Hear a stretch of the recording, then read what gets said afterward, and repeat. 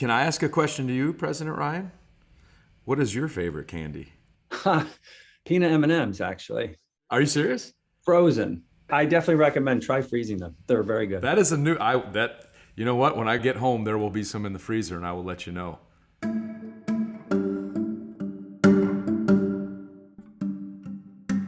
Hi, everyone. I'm Jim Ryan, the president of the University of Virginia, and I'd like to welcome all of you to the final episode of our first season of Inside UVA. This podcast is a chance for me to speak with some of the amazing people that are part of the university community and to learn more about what they do and who they are. My hope is that listeners will ultimately have a better understanding of how UVA works and have a deeper appreciation of the remarkably talented and dedicated people who make up the UVA community. Today's guest truly needs no introduction, but per tradition, here goes. A 2016 Vogue magazine headline called our guest the George Clooney of March Madness. He is a former NCAA and NBA sharpshooter, coaching legend, husband, father, man of faith, and national champion. He has a .730 winning percentage at UVA, is a two-time AP National Coach of the Year, and is someone I'm absolutely honored to call the head coach of the University of Virginia men's basketball team, the Tony Bennett. Welcome, my friend. No, I'm the other Tony Bennett. Let's get that straight. That's for sure. Well, I think at UVA, people would say you're the Tony Bennett. That's all I'll say about that. So, Tony, I wonder if we could just start at the beginning. Tell me a little bit about your hometown. My hometown, well, you know, my father was a coach, you know, when I was born in Clintonville, Wisconsin. The Clintonville Truckers, a small town of about 4,000 people in pretty much central Wisconsin, but moved around a lot. My dad took different high school jobs and then small college job and then Green Bay. But the majority of my life was in Stevens Point, Wisconsin from 1st to 9th grade. And then we moved to Green Bay, Wisconsin. And then I was a high school and college player there, and very fortunate to have a wonderful family. And maybe it's because I'm biased, but good Midwestern values and just the way you're brought up, and maybe it was more the time frame. Yeah, well, I've been thinking a lot about hometowns. I went back to my high school in Midland Park, New Jersey, to give a graduation speech, and I realized just how much that place has shaped me. So I'm not surprised to hear you say something similar. So you mentioned your dad. So basketball is a little bit of the family business. Your dad was an amazing coach, your sister as well. And I'm curious, when did you first start playing basketball? And was it always sort of assumed that that would be your sport, or did you play other sports when you were growing up? Yeah, I think there's a picture when I was maybe, I don't know if I was 3 minutes old, and my dad snuck a little basketball into my crib. So I'm laying there and there's this ball next to me and who knows what's going on. But you just can't help when your father is a coach growing up around the game. But I played football, baseball, you know, played a little bit of tennis and golf, I guess, later. But played 3 sports, but really started focusing in maybe on basketball. In 9th grade, that's when I said, I'm just going to play basketball only. And, you know, my sister was 7 years older, and I got good playing with the girls. My sister was one of the best player of the year in the state, would have probably been in the WNBA if they had it back then. And that's how I developed. She dragged me along, and I played with all of her friends, and they were a lot better, but they weren't so dominant that I could still improve. Yeah. And then you went on and you played for your dad at Green Bay. So what went into that decision, and what was the experience like? Yeah, it was probably my coaching philosophy is shaped a lot on what I learned in playing for my dad. And I try to make sure that the guys I recruit understand that it's the most important thing to play for a coach that sees something in you, that believes you can touch greatness or be special in your role or in your area. It doesn't mean everyone's going to be the All-American or the superstar, but I went to play for my dad and turned other schools down because of that, and also I knew I could trust him. It was obviously built in, and my mother would have killed him if he did me wrong, so I had that as a backup. But I do think when people know, well, this coach and this staff, man, they see something special in me, and I can trust them, because it's going to get hard at times, and you're going to have to be critical. You're going to have to correct them, push them out of their comfort zone. There's going to be times they're going to doubt, and that's when they'll return to that. So that's why I chose to play for them. And quite honestly, anybody who's either worked with their parents or played sports for their parent, to me, everything's always a little exaggerated. You know, the good is great, and when it's not good, the bad can be rough. You know, just you feel stuff a little more. I bet. You mentioned the NBA, and I'm curious, was that a goal of yours going into college? And if it was, you obviously succeeded. When I got to college, I think it was a dream. It wasn't like, I know. And then after my freshman year, I played pretty well and I got invited to like a USA basketball event. And there was a lot of these guys that were projected to be pros, and I played against them. And I realized I can play with these guys. I don't have to back down. And that mentality that's how, again, I recruit. I'll tell guys, I want blue collar guys. I want guys that have a chip on their shoulder, that they want a chance at a title fight. We talk about it a lot. So, that's where I started getting a taste, like maybe if I keep developing, I'll have a chance. But in the back of my mind, I saw some things and then just kept working and, trusted it, and it happened. And what was it like?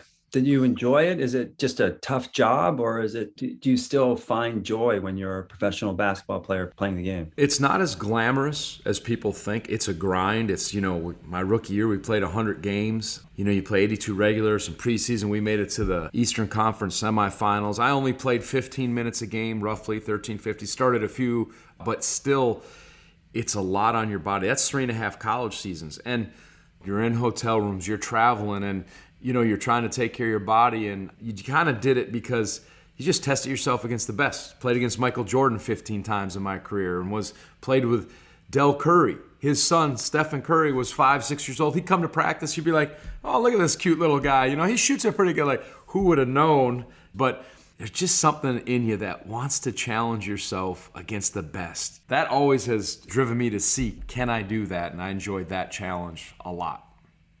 And when did you decide to become a coach? And where did you first get your start? Yeah, I swore it off. I was like, that's the last thing I want to do. I watched my father.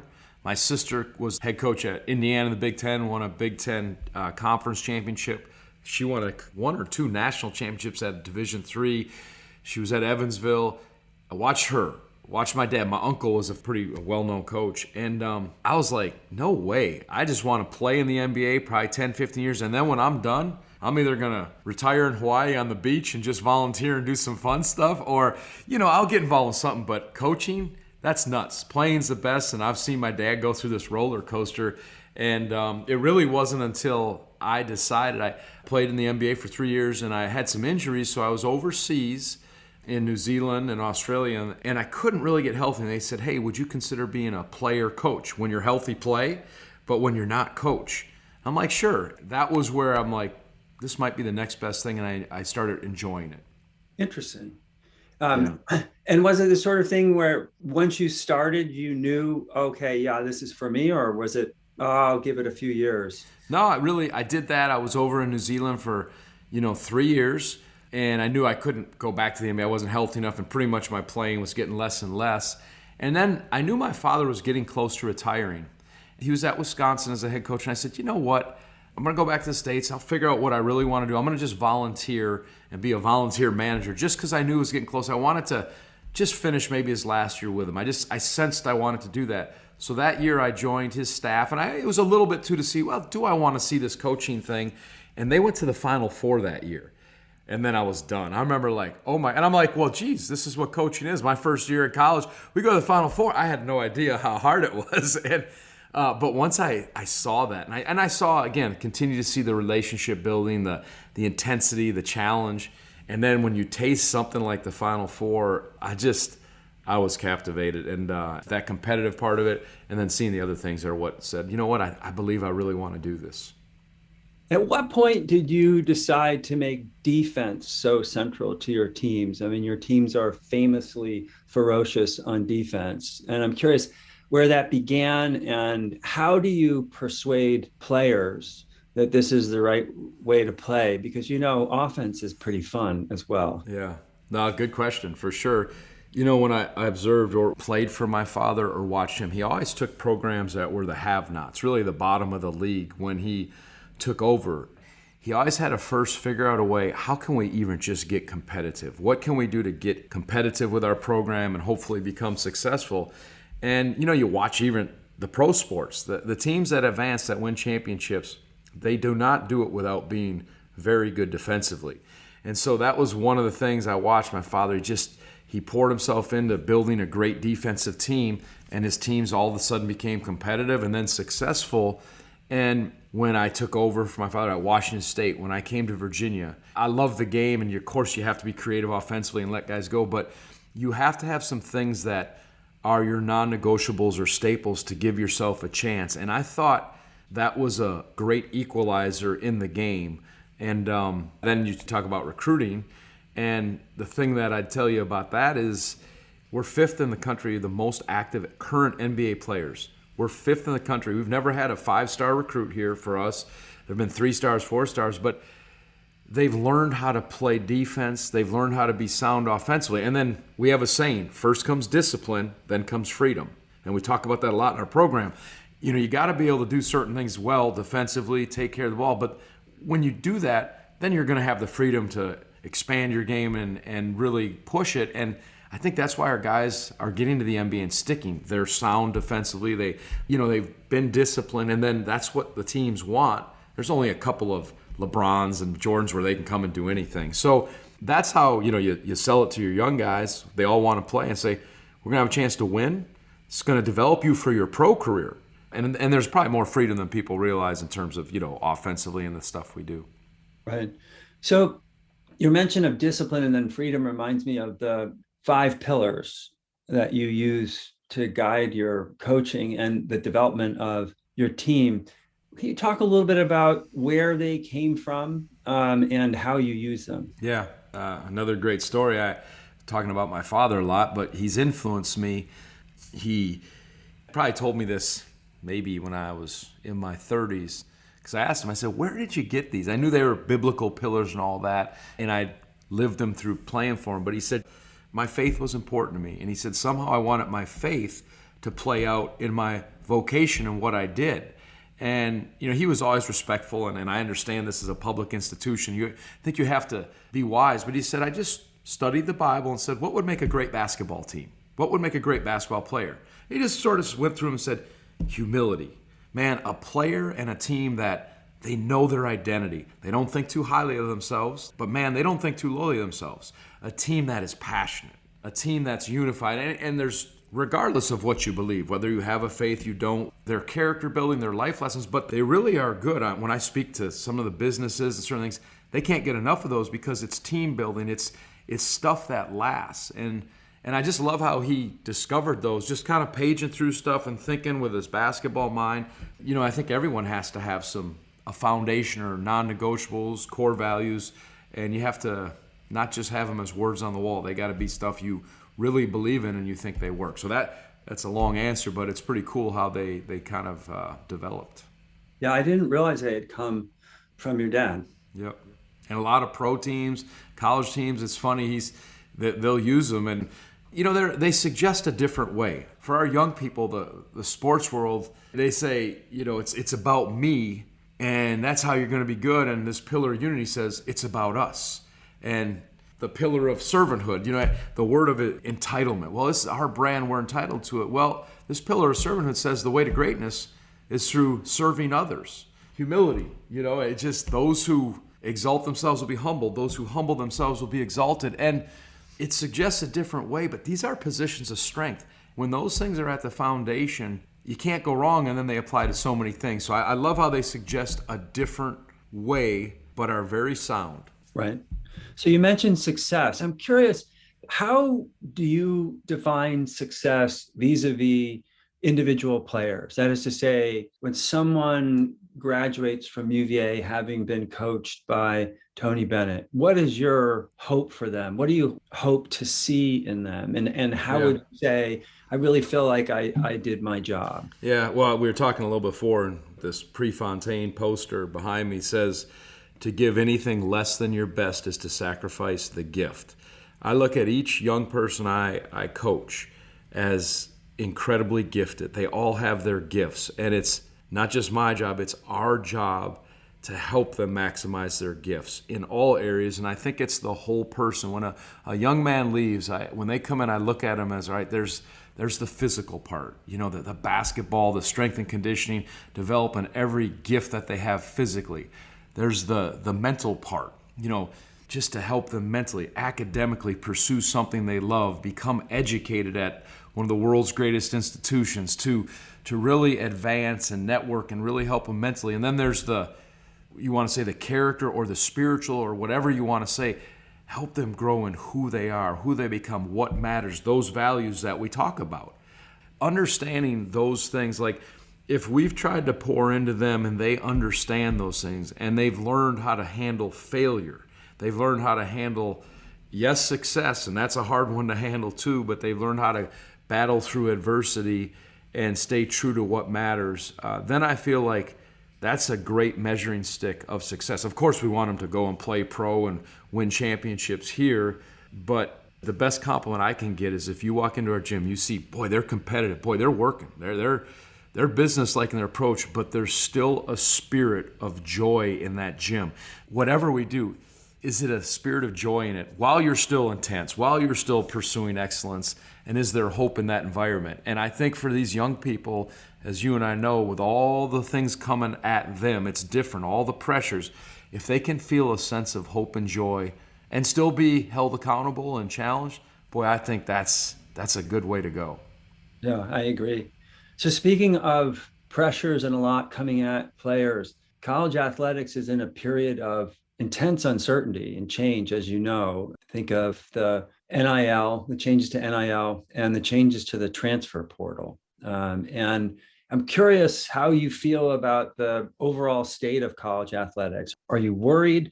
Does it change the way that you coach or recruit? Do you think this is all going to settle out at some point? How do you feel about it all? I wish I could answer that. I don't know. Am I worried or concerned? Yeah, I think there are some concerns when you look at some data and stats about the transfers, how many young people are leaving. That's a concern. The name, image, and likeness, I'm for a lot of things in the way they're intended. But when things get stretched out of the realm, you can't stick your head in the sand and say, we're going to do everything the same. You have to adjust. You have to be aware. You have to provide opportunities. And I think young people should have access, our athletes, to certain name, image, and likeness opportunities, things that are the way it's intended. But when it just becomes a negotiation, and some of the stories you're reading, it's getting out of hand. And I think there's certain situations where young people maybe need a new scenery, maybe a change. They can get a waiver. But when instant gratification and a young person can leave, I worry about that rule. This one-time transfer, I think, is a tough one. And I hope the name, image, and likeness stays the way it's intended. But there are some concerns, but I think it almost makes you double down on what matters in your program and recruit the right kind of guys that will certainly have those opportunities. But if that's their sole reason to come, to get as much name, image, and likeness, then I have to question if that's the right one. Maybe the pool has shrunk a little bit in who we can recruit, but we're going to find them, and this is too good of a place, and there's too good of things that are represented here to not want to come here. Yeah, you really do have to hope that players can take a longer perspective. And in some respects, it's the combination of NIL and the transfer opportunities that have to be pretty tempting for some student athletes who are, for whatever reason, not happy where they are. I'm glad that's the way you feel about it, but I wish you the best of luck in navigating it. So I want to end with a lightning round of some questions. I'll start with an easy one that goes back to the very beginning. So your favorite 95-year-old big band crooner, who would that be? The real Tony Bennett. All right. How about the best moment of the epic 2019 National Championship run? Well, I'll start with the most daunting moment when we were down 14 against Gardner-Webb, or 16, and it looked like, could there happen again? That was unbelievable. And once we handled that pressure, the rest was there. But there's so many, right? But I would say after we won it, in our locker room, Joe Harris, Malcolm Brogdon, all of our, Justin Anderson, Devin Hall, many of our former players, a couple of my former coaches, all came in the locker room. And I just remember all of us standing up, and I said, put your arms around each other. I said, look each other in the eyes. And I said, how does this feel? And I said, but promise all of us, no matter what, we will never, ever lose our humility from this and realize how much of a gift this was. And just like we talked about, it was a painful gift to lose to UMBC, but how much of a gift and how thankful we should be. And just that, just looking at each other, and just, it was all done, and there was this peace. And like, these are the guys, we did it with, and here are some of the guys before who helped build it. And it was just one of the most satisfying moments, along with when you get to embrace your, the people that your family, your loved ones, your friends, all that stuff. Yeah, it's an unforgettable run. Is it true that you eat mini Reese's peanut butter cups on the bus after? Whoa! How do we get in this information here? Yes, after a game, Ronnie Weidman, who's our chief of staff, he's unbelievable. He was a manager for my father at Washington State. Then when I took the job, he's been with me for 20 years here. He has this little container, and he sits right in front of me in the bus. Win or lose, he'll always. It's got my two favorite things: peanut M&Ms, unbelievable peanut M&Ms. And then the little, I don't know, some are the dark chocolate, some are the milk chocolate mini ones, and he'll always hand them over the seat. And I'll usually take 3 or 4, and I give them back and put them away because I can go through those. Those are like, that's weakness to me. That's kryptonite. All right, so you mentioned your chief of staff. I have a question for you from my chief of staff, Margaret Grundy Noland. And she's curious about what is the earliest age at which you start looking at basketball players as potential recruits? And I'm asking because she has a 6-month-old who's the 99th percentile of height. Well, that's good. If there's a picture where a ball was put in the crib, at a minute or 2 minutes old, I'll take a look. So that's pretty solid. All right, last question. Your unbiased prediction for the 2022-23 NCAA men's basketball season and the national championship. Oh, boy. Well, on paper, they'd probably say it'd be North Carolina. They got everyone coming back and all that. I hope it's us. That'd be good, right? It's so hard because, and I'll tell you why it's hard, and this is not what you probably wanted, but because of one-time transfer. Name, image, and likeness. You don't know teams. It's how they form. We're going to Italy, so that'll be good. We got some new faces. But I will say, back to that 2019, that might have been the last where there was not name, image, and likeness. So players weren't negotiated for, and I'll always be thankful for that. But this one, I think it's wide open. Yeah. Well, Coach Bennett, thanks so much for spending time with me and for everyone listening. I hope you enjoy the rest of your camp. I know how busy you are in the summer, and so I appreciate you taking some time. Thank you, and thanks for what you do for the university. You talk about leadership. I always tell recruits, if you get the people right, the rest takes care of itself. And, to have Carla Williams, our athletic director, to have you as the president, people that you trust. And, you have made some great changes, and you've given us the freedom to do the things we need to do. So I really appreciate being here. And this is a unique place. Yeah, it has its challenges, but it also has some wonderful things. So thank you for all you're doing.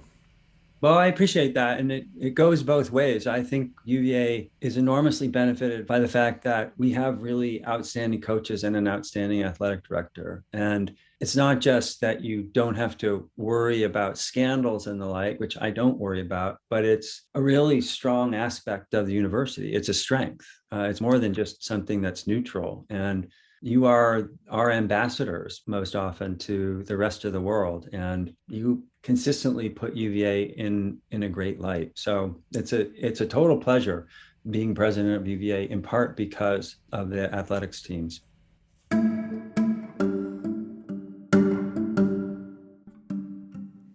Inside UVA is a production of WTJU 91.1 FM and the Office of the President at the University of Virginia. Inside UVA is produced by Mary Garner McGee, Brooke Whitehurst, Matt Weber, and Nathan Moore. Our music is Turning to You from Blue Dot Sessions. Listen and subscribe to Inside UVA in Apple Podcasts, Spotify, or wherever you get your podcasts. We'll be back soon with another conversation about the life of the university.